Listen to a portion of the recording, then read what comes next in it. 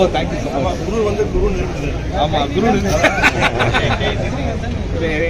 ரொம்ப மகிழ்ச்சி என்னன்னா யாரோட ரியாக்ஷன் வேணால் மிஸ் பண்ணாமல் இருக்கலாம். உங்கள் ரியாக்ஷன்ஸ் எப்படி இருக்குன்னு பார்க்குறது தான் எல்லாருமே வந்தோம். எதிர்பார்த்ததோட உங்கள் ரியாக்ஷன்ஸ் ரொம்ப நல்லா இருந்தது.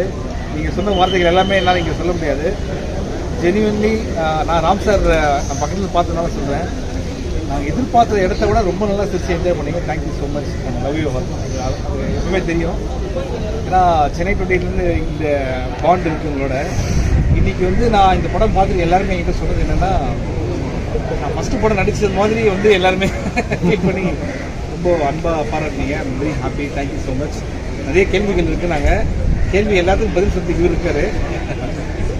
கேட்கலாம் எந்த கேள்வி வேணாலும். சரி, சுமாராக எத்தனை கிலோமீட்டர் ஓடி இருப்பீங்க? இல்லை சார், கணக்கு வைக்கல சார். அது வச்சு அதை எடுத்தா ஒரு படம் ஒரு பார்த்து வரும். அந்த அளவுக்கு இருக்கு. வணக்கம். இந்த படத்தை நாங்கள் எங்கெங்கேயோ ஸ்க்ரீன் பண்ணியிருக்கோம். ஆனால் ரொம்ப டென்ஷனாக இருக்குது இந்த ஷோக்கு தான். ஏன்னா அந்த படத்தினுடைய தமிழ் மக்கள் எப்படி பார்ப்பாங்கங்கிறோடைய ரியாக்ஷன் கிடைக்கக்கூடிய ஷோ இது. தெரிஞ்சு நம்ம கவிதா மேடம் பல படங்கள் என் படம் பார்த்துருக்காங்க. இந்த தான் முதல்ல இருக்கு சார் அப்படின்னாங்க. இதுதான் ரியாக்ஷன். நாங்கள் எல்லாருமே கொடுத்த அந்த எனர்ஜி ரொம்ப நல்லா இருந்துச்சு. இந்த படம் எல்லாத்தையும் சந்தோஷப்படுத்தும் நான் நினச்சேன். அதே சந்தோஷத்தை எல்லாரும் மௌத்தையும் பார்க்க ரொம்ப சந்தோஷமாக இருந்துச்சு. பொதுவாக அவங்க படம் கண்ணீர் விட்டு அழுதுட்டு தான் வருவாங்க. ஆமாம், ரொம்ப சிரிச்சுட்டு வந்தாங்க. இல்லை, இந்த படத்தையும் 2-3 பேர் அழுதாங்க. ஏன்னா சிரிச்சு அழுதுட்டே நான். ராம் சார் எப்பவுமே வந்து ஒரு குழந்தை ரொம்ப சுடித்தனம் பண்ணா ஹைப்பர்னு சொல்லுவாங்க. அந்த குழந்தை எடுத்து ஹாஸ்பிட்டலில் போய் செக் பண்ணி அதெல்லாம் பண்ணுவாங்க. இது வந்து எப்படி நீங்க ட்ரீட் பண்ணீங்க? இது மாதிரி இவனை பார்க்கறது எப்படி இருக்கு? இல்ல ஆக்சுவலா என்னன்னா அப்படி பண்ணாவே உடனே வந்து ஹாஸ்பிட்டல் போகணும்னு சொல்றாங்களே, நீங்க எப்படி அதை வந்து மூவ் பண்ணி எடுத்தீங்க? அப்படிலாம் ஒண்ணுமே கிடையாது. நம்ம இன்னைக்கு புதுசா பேர் வச்சுட்டாங்க. குழந்தைங்க நார்மலா தான் இருக்கு. நம்ம வந்து அவங்களை லிமிட் பண்ணணும்னு நினைக்கிறோம். அதனால நம்மளுக்கு அதுக்கு வெவ்வேறு பேர்கள் வைக்கணும். ஹைப்பர் அப்படிலாம் கிடையாது. இவங்க ரொம்ப நீங்க தங்க மீன்கள் சொல்லியிருந்தீங்கன்னா தங்க மீன்கள் அந்த பொண்ணு ஸ்லோ லேர்னர் டிஸ்லெக்ஸி சொல்லலாம். இதுல இந்த பையன் ஒரு சாதாரண நம்ம வீட்டு பையன். எல்லா குழந்தைங்க என்ன பேசணும் அதான் பேசுறான். நம்ம குழந்தைங்க பேசுறத காது கொடுத்து கேட்காதனால வித்தியாசமா புதுசா இருக்கும். சார் எனக்கு நீச்சல் தெரியாது சார். எனக்கு நீச்சல் தெரியாது. ஏன்னா ஒரு படத்துல 4 பாட்டு வச்சாவே தம்படிக்க போயிடான்னு சொல்றாங்க. நீங்க 25 பாட்டுகள் வச்சிருக்கீங்க. 19 எந்த பாட்டு எழுந்து போல, ஆனா தம் உள்ள அடிக்கிறாரு. முட்டாரா இல்லையா? கடைசியில தம்முக்காக ஒரு பாட்டு எழுந்து போக கூடாதுன்னு ஒரு தம் அடிக்கிறதுக்காக ஒரு பாட்டு தான் இருக்கு. ஒரு ஹீரோ வந்து ஒரு ஹீரோயின் வந்து போட வரான்னு சொல்லும் போது மக்கள் ரசிக்க மாட்டாங்க. ஆனா இதுல ரொம்ப ரசிக்கிறாங்களே. ஏன்னா அவ்வளவு அழகா சொல்றாங்க. ஒரு லவ் போடா வாடா கூட நிறுத்திட்டாங்களே, சந்தோஷப்பட தரேன். அது பையன் பேசுற சில பேச்சு அது ரொம்ப அதிகமா இருக்கு. மெச்சூரிட்டி ஆகாத வயசுக்கு மீறின பேசா இருக்கு. இல்ல வயசு கம்மியா பேசுறாங்க. நீங்க நெஜத்துல வச்சுதான் ஓடி போயிடுவோம். நம்ம இன்னைக்கு 9 வயசு பசங்க பேசுறது வந்து இப்போ நான் கிட்ட நிறைய குழந்தைகளை பார்த்தேன். ஆக்சுவலா நம்ம வச்சோம்னா சென்சாரே பிரச்சனை ஆகிடும்.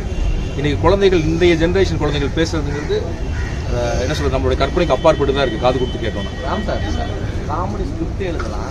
ஆனா நீங்க எழுதும் போதே சிவா அப்படின்னு நினைச்சிருக்கீங்களா, இல்ல அவர் போட்டதுக்கு அப்புறம் காமெடி? ஃபர்ஸ்ட் ஸ்கிரிப்ட் எழுதணும். எழுதுறப்ப இது ஹியூமர் அப்படிங்கிற முடிவு பண்ணியாச்சு. இப்போ சிவா நடிக்கிறாருன்னா அவருக்கு ஒரு எக்ஸ்ட்ரானரி ஒரு டேலண்ட் இருக்குல்ல. எப்போ ஜோக் அடிக்கிறாரு, எப்போ சீரியஸாக பேசுறாரு தெரியவே தெரியாது. இப்போ கூட ஒரு மைண்ட்ல இவர் முகத்துல மட்டும் உள்ளுக்குள்ள என்ன யோசிக்கான்னு தெரிய முடியாது. ஈஸியாக ஏமாத்திடுவார். ரொம்ப நல்லா இருக்கும். சிவா வரும்போது எவ்வளவு வெயிட் இருந்தாரு? சார் அதுக்கு தனி எனக்கு எக்ஸ்ட்ரா பே பண்ணி தர வேண்டியிருக்கு அவரு. நான் அவரோட ஃபிட்னஸ்லாம் பயங்கர இன்க்ரீஸ் ஆயிருக்கு. இந்த படம் வந்ததுக்கு அப்புறம் ஜிம்முக்கு போலாமான்னு யோசிச்சுட்டு இருக்காரு. இல்ல சார், நான் இப்போ இனிமேல் நடிக்க போற ராம் சார் நடிக்கிற எல்லா ஹீரோஸ்க்கு என்ன சொல்றேன்னா, நீங்க எதாவது கோர்ஸ் போய் ஜிம் ட்ரைனர்லாம் வச்சு விளையாடணும் ஃபிட்டான அவசியமே இல்லை. ஒரு 90 days இவர்கிட்ட கொடுங்க, உங்களை வந்து ஃபுல் டிரான்ஸ்ஃபர்மேஷன்ல வந்து அமைச்சிருவாங்க. ராம் சார் படத்தில் சிவா சார் சொல்லிடுறேன். ஏன் இந்த படத்துலனா எனக்கு சிவா சார் நடிப்பு ரொம்ப பிடிக்கும். ஜோக்ஸ் அப்பார்ட் ரொம்ப யதார்த்தமா கேமரா முன்னாடி இருக்கோங்கிற பிரச்சனையே இல்லாமல் நடிக்கக்கூடிய ஒரு நடிகர். இந்த இதில் வந்து ஒரு வளர்ந்த குழந்தையா நடிக்கணும். இந்த அப்பா அவரும் ஒரு குழந்தை மாதிரி மனமண்டலையோடு இருக்கணும். அதுக்கு கரெக்டாக பொருத்தமான ஒரு நடிகர் தான் இவர் தான். இவர் வந்தோட ஸ்கிரிப்டில் இவருக்கு டைமிங் ஒன்று இருக்குல்ல, அதையும் நம்ம சேர்த்துக்கணும். ஏன்னா ஒரு நடிகர் கிடைக்கிறப்ப எந்த நடிகராக இருந்தாலும் அவங்களுடைய பலம் என்னவோ அதையும் ஸ்கிரிப்டுக்குள்ள வச்சுக்கணும் நான் நினைப்பேன். ஸோ இவருக்காகவும் ஸ்கிரிப்டில் அங்கங்கே இவருக்காக மட்டும் இல்லை, இவருக்காக இவனுக்காக இவங்களுடைய பலத்துக்காக இந்த ஸ்கிரிப்ட்ல அங்கங்க சில சேஞ்சஸ் ரொம்ப நல்லா இருக்கு. அஞ்சலி ரொம்ப நல்லா இருக்கு. இவர் மலையாளத்துல மிகப்பெரிய நடிகர். நடிச்சிட்டு இருக்காரு. நிவின் பாலி சார் இந்த கதையை கேட்டப்ப சொன்னது அர்ஜுன் நடிச்சா நல்லா இருக்கும். நான் சொன்னேன் வரதே 5 நிமிஷம் தான், அவர்தான் 150 படம் நடிச்சிட்டீங்க. இல்லை என் ஃப்ரெண்டு தான் சொல்றேன்னாரு. இவர் ஃபோன் பண்ணிட்டு கதையெல்லாம் சொல்ல வேணாம் சார், நான் வந்துறேன்னு வந்தார். அப்படிதான் அஜு இதுக்குள்ள வந்தாரு. தேங்க்யூ அஜு. எனக்கு பையன் தொலைகிறப்பெல்லாம் யாராவது ஏதாவது கடத்திட்டு போய் ஏதாவது பண்ணுவாங்க அப்படின்னு தோணுச்சு.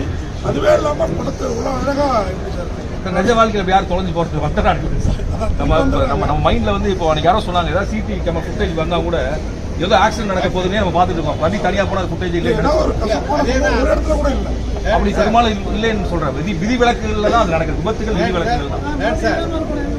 என்ன சார் இதே மாதிரி படம் இவ்வளவு நானும் சேர்ந்து போட்டப்ப கண்டிப்பா அந்த மாதிரி படம் நாட்டுக்கு போனா மதம் அப்படின்னு ஒரு விஷயம் மட்டும் உள்ள வந்தது இல்லை சார். அப்படி இல்லை சார். ஒவ்வொரு ஊர்ல ஒவ்வொரு விஷயம் ஐடென்டிட்டி இருக்கு. அப்படி பார்த்து யூரோப்பை கொண்டு சொல்றோம். ஸோ நம்ம எங்க போனாலும் அது பெஸ்ட்னு ஒன்றுலாம் கிடையாது. இருக்கிற இடத்துல எப்படி பெஸ்டா இருக்கு. இது படம் நல்லா இருக்கு. எல்லாரும் சொல்லுங்க தமிழ்ல இருக்கீங்க. தமிழுக்கான ஒரு முக்கியத்துவம் இல்லாமல் போயிருக்கு. ஆனால் உங்க படங்களே அதிகமான ஆங்கில வார்த்தைகளும் பாடல்களும் இல்லை இந்த கதை வந்து இவனுடைய மனம். இன்னைக்கு ஒரு டைரி ஆஃப் இம்பிகேட் படிச்சுட்டு இருக்கான்.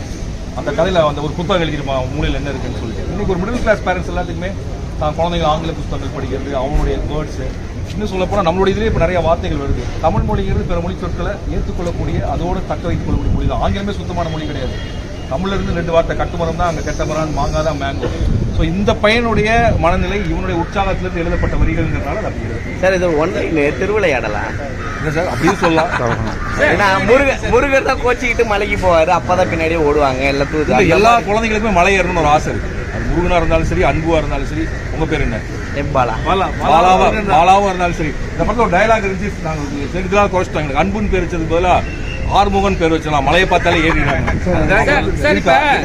தூக்கிட்டோம். எத்தனை மலை ஏறி இறங்குனீங்க நீங்க? நான் ஏறி இருக்கேன் சார். 7 கடல் 7 மலை. பேர் பாத்தீங்கன்னா இல்லையா? 7 கடல் 7 மலை. இல்ல இல்ல குறைஞ்ச மாதிரி தெரியலையா? நான் 90 நாள் சொன்னீங்க, குறையிலையே அவரு. ஹீரோயினி கரெக்டா எப்படி நல்லா நடிச்சுக்கிறா. நீங்க தான் சொல்லுங்க. கிரேஸ் அன்னை எனக்கு என்னமோ இவங்க வந்து எனக்கு ஊர்வசி மேடம் ரொம்ப பிடிக்கும். ஊர்வசி மேடமுடைய மகளிர் எத்தனை படங்களை பார்த்து ரசிச்சிருக்கோம். கிட்டத்தட்ட எனக்கு அந்த மாதிரி ஒரு சின்ன வயது ஊர்வசி மேடம் தேவைப்படாங்க. 28-30 வயசு ஊர்வசி மேடம். அப்போ பார்த்துட்டே இருக்க மலையாளத்தில் அப்பன்னு ஒரு படம் பார்த்தேன். கிட்டத்தட்ட அதே மாதிரி மேனரிசம், ஹியூமர், கொஞ்சம் எக்ஸ்ட்ராவா நடிக்கிறது எல்லாமே இருந்துச்சு. எனக்கு என்னமோ ஒரு புதுசா ஒரு ஊர்வசி மேடம் கிடைச்சிட்டாங்க மாதிரி இருந்துச்சு. கண்டுபிடிச்சிருக்கேன். பிளாட்ல குழந்தைங்களை வந்து கட்டுப்படுத்தி வச்சிருக்காங்க. அதுக்கேற்ற மாதிரி ஸ்டோரியா இது? இல்ல பிளாட்ல இருக்கிறாங்க தெரியும். இல்ல அது ரெண்டு அதையும் தப்புலாம். இவங்க வேலைக்கு போறாங்க, பாத்துக்க யாரும் இல்ல, கூட பாட்டியோ தாத்தாவோ இருந்த வேற. இன்னும் யோசிச்சு பார்த்தா சென்னையில பிளாட்ல இருக்க குழந்தைங்க கூட ஹாப்பியா இருக்காங்க. ஏன்னா விளையாடுறதுக்கு அந்தந்த ஏஜுக்கு நாங்கள் குழந்தைங்க கிடைப்பாங்க. ஆனால் இது வந்து இது தப்பு, அது சரி, பிளாட் மோசம், அது அப்படிலாம் இல்லை. இது ஒரு மிடில் கிளாஸ் லைஃப். 3 நாள் இவன் பேசுறது அவங்க கேட்கறாங்க, அவன் பேசுறது இவங்க கேட்கறாங்க. ஆனால் எவ்வளோ சந்தோஷம், இவ்வளோ பிரச்சனைகள் இருந்தாலும் இந்த 3 பேர் எவ்வளோ சந்தோஷமா இருக்காங்க, வாழ்க்கையை எவ்வளோ கொண்டாடுறாங்க. இன்னும் வாழ்க்கையை கொண்டாடலான்னு சொல்ற ஒரு பையன் அவங்க அப்பா அம்மாவை கூப்பிட்டு போய் அவன் புது உலகத்தை காட்டுறான். பறந்து போகலாம், நீங்க இதுக்கு பிரச்சனைலாம் பிரச்சனையே இல்லைன்னு சொல்றோம். அவ்வளவுதான் இந்த படத்தோட. படத்துல வந்து பையன் காணும் போது நாங்க பதட்டப்படுறோம். ஆனா அப்பா வந்து பதட்டமே படல. புரிஞ்சிருச்சு. நல்லா யோசிச்சு பாருங்க. முதல் காட்சியில இந்த பையனை பாதுகாப்பா பாத்துக்கணும் வீட்டுல வச்சு நினைச்ச அப்பா அவன் போயிடுவான்னு சொல்ற அளவுக்கு 3 நாள்ல புரிஞ்சிருக்காரு. அவன் இண்டிபெண்டன்டான ஒரு பையன் தான் சொல்லி.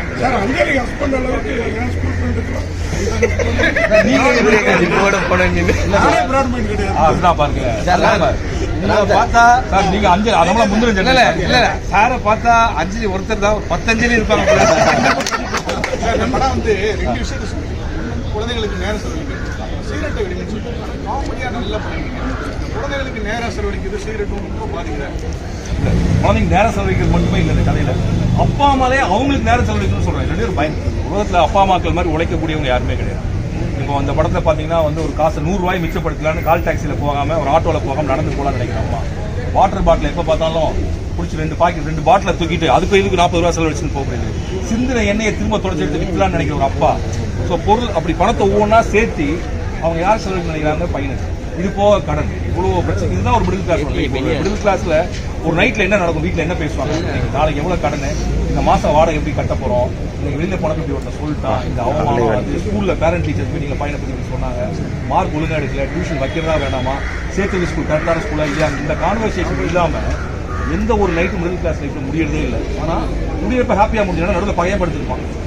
அவனோட ஸ்மெல்லும் அவனுடைய முத்தமும் அதை சரி பண்ணிடும். இந்த படத்துல இதுல கூட ஒன்று எழுதுவா, ஸ்லீப்பிங் பிட்வீன் அம்மா அண்ட் டேட், அப்பா அம்மா. அதுதான் அம்மாவுக்கு ஆசையா இருக்கு, அப்பாவுக்கு ஆசையா இருக்கு. இவ்வளோ கஷ்டங்கள் என்னன்னா தூங்கிட்டு இருக்கப்ப சிரிக்கக்கூடிய அந்த பையன் முகத்து ஒரு சிரிப்பு இருக்குல்ல, அந்த சிரிப்பு எப்பவுமே இருக்கணுங்கிறதுக்காக கஷ்டப்படக்கூடிய அப்பா அம்மா. கிட்டத்தட்ட யோசிச்சு பார்த்தா உலகத்தினுடைய பயங்கரமான தைரியசாலிகள் போராளிகள், தோற்க விரும்பாத அஞ்சா நெஞ்சர்கள் யாருன்னா மிடில் கிளாஸ் பேரண்ட்ஸ் தான் சார். ஸோ அந்த பேரண்ட்ஸ்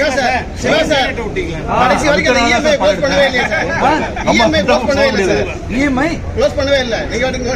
இங்க இருக்க எல்லாருக்குமே அதான் ஆசை, இஎம்ஐ க்ளோஸ் பண்ணதான் ஆசை. ஆனா படம் சொல்ல வருது என்னன்னா இஎம்ஐ, வேலை இதெல்லாம் தாண்டி குழந்தைங்களோட டைம் ஸ்பெண்ட். அவர் கடவுள் இஎம்ஐ பிரச்சனை காலி பண்ணின்னு சொல்றாருல்ல, நகரத்தை விட்டு கிராமத்துக்கு போவோம் அப்படி இல்ல கதை. அது இல்லை சார், அதான் நகரத்துலயும் இருக்கலாம், கிராமத்துல இருக்கலாம். சூப்பர் சிங்கர் மிஸ்கின் சாரை பத்தி பேசவே மாட்டீங்களா? தெரிய மாட்டேங்கிறாங்க. முன்னாடி வரலாமா, அங்க வரலாமா? அவர் பேச விடுங்க. உயரம் பத்திரம்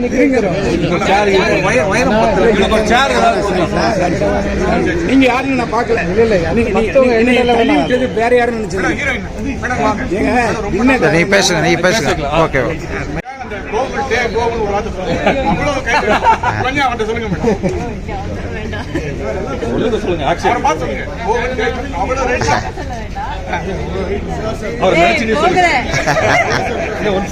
இல்ல அதை விட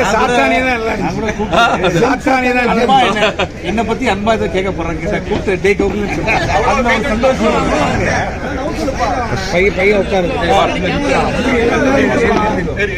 மேலே. Super super. அது ஒரு ரொம்ப நல்லா இருக்கும். பழகி மெத்தட் பருவராகம்னு ஒரு பாட்டிலையும் கூட வந்து அழகம் பெருமாள் சார் சொன்னாங்க. ஒரு பழைய டெக்னிக் சார். ட்ரெய்லர்ல சிவா சாருக்கும் பாலாஜி சக்திவேல் சாருக்கும் ஒரு நல்ல காம்பினேஷன்ல அப்பா புள்ள பாண்ட் இருந்தது. அதுல ஒரு சில டைலாக் கட் பண்ணிட்டீங்களே ஏன் சார்? அதுல ஆமா அது நல்லா இருந்தது, அதை வச்சிருக்கலாம். அது என்ஜி ஃபுட்டேஜ்ங்க, அது நல்லா இருந்தது, அதை வச்சிருக்கலாம். என்ன கோவம் அப்பா ஓட வச்சுனே இருக்கீங்க படத்துல? சிவா அங்கிள் மேல என்ன கோவம்? சிவா அப்பா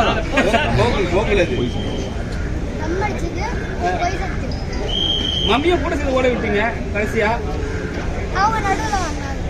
சரி, இப்ப சிவா சார் பெரிய ஆக்டர், அவர் உங்களுக்கு என்ன கற்றுக் கொடுத்தாரு? அவன் நல்லா ஆக்ட் பண்ணானா நான் கற்றுக் கொடுக்காம தான். என்ன சொன்னாரு? இல்ல சும்மா சொல்ல. ராம் சார் வந்து இவரை செலக்ட் பண்ணதுக்கு ஒரு பெரிய ஆடிஷன் நிறைய பேரை வச்சு அதுக்கப்புறம் தான் செலக்ட் பண்ணி இவருக்கு வந்து என்னெல்லாம் சொல்லி கொடுத்தாங்க.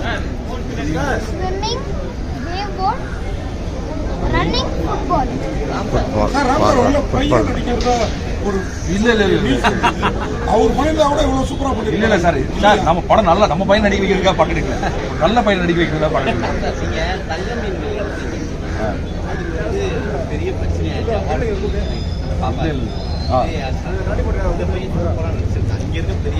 கொஞ்சம் இந்த பையன் நல்லா நடிச்சுட்டா நீங்க ஒரு கை தட்டு கொடுத்தீங்கன்னா போதும், அவன் திரும்பிடுவான்.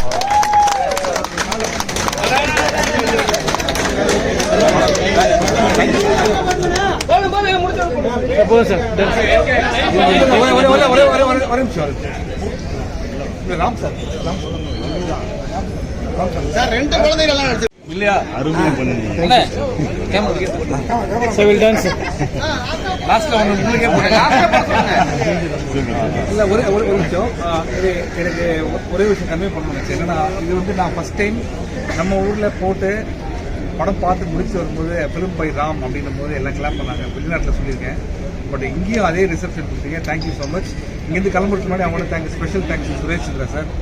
என்னன்னா இல்லை ஏன் சொல்லிடுறேன், ஒரு படத்துக்கு பிஆர்ஓ ஒர்க் பண்ணி நிறைய படம் பார்த்துருப்பீங்க. ஆனால் இதை பார்க்குற எல்லார்கிட்டையும் இந்த படம் தாண்டி எல்லார்கிட்டையுமே வந்து சொல்லியிருக்கேன்.